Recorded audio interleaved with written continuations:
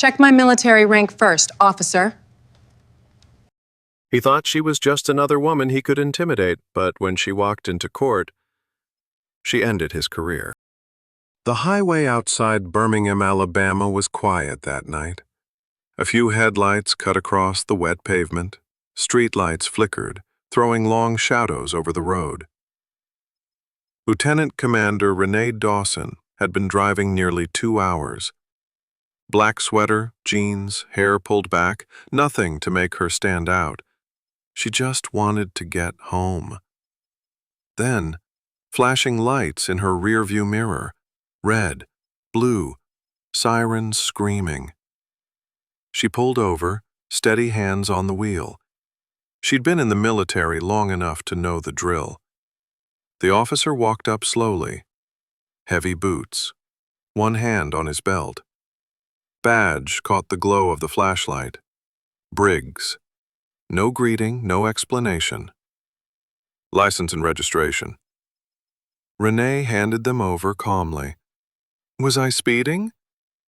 Taillights out, he said, flat, dismissive. That can't be right, she replied. His eyes narrowed. Are you arguing with me? The air shifted. That unspoken battle, power versus resistance. Then came the order. Step out of the car. Renee stayed calm. Is there a reason for that, officer? Briggs smirked. Because I said so. She unbuckled, stepped into the cool night air. Her posture relaxed, but her presence steady. Hands on the car. For what reason? You resisting? He snapped, reaching for his radio. Non-compliant driver. He muttered. Her pulse picked up, but her voice stayed low, firm. Officer, I know my rights. I know what you can and can't do. Briggs didn't like that. His jaw tightened.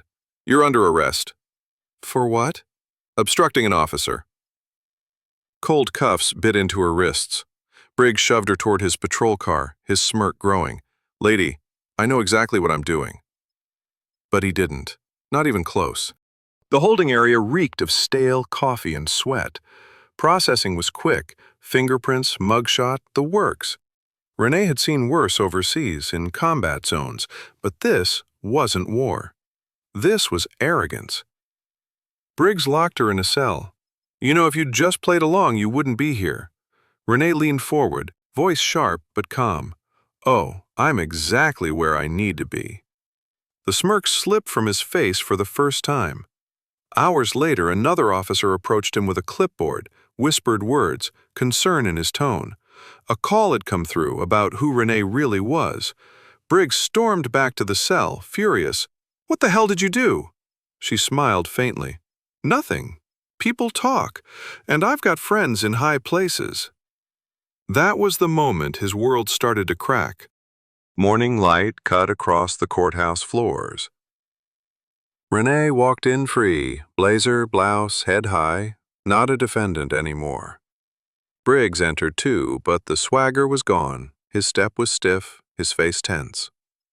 The prosecutor rose. Your Honor, this was an unlawful arrest, no probable cause, and evidence of misconduct. The judge's gaze hardened. Sergeant Briggs, care to explain?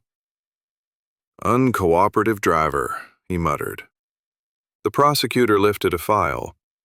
Lieutenant Commander Dawson, Naval Academy graduate, commendations, no criminal history. Are you saying she was so dangerous you had to arrest her for a broken taillight? The silence was deafening.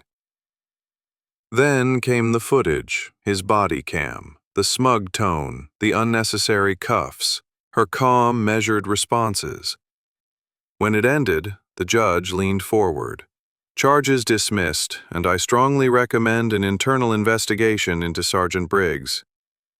The gavel slammed. Briggs's career had just shattered.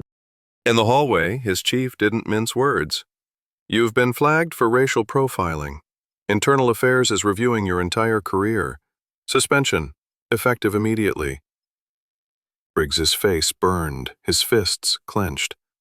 For the first time, he realized he wasn't untouchable.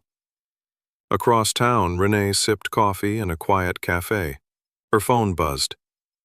Briggs suspended, possible charges ahead. She smiled softly.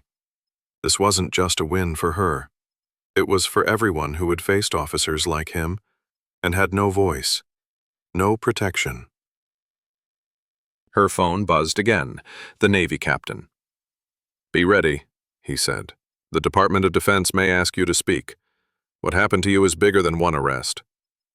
Renee glanced out the window at a mother walking with her child. She thought of the next generation, of a world where badges meant protection, not intimidation. She stood, slipping her phone away. Her voice echoed in her mind, steady, unshaken. Power unchecked is power abused, and the only way to change it is to hold it accountable. What happened to Renee happens to people every day. Share this story, talk about it, and never stay silent, because real change starts with real conversations.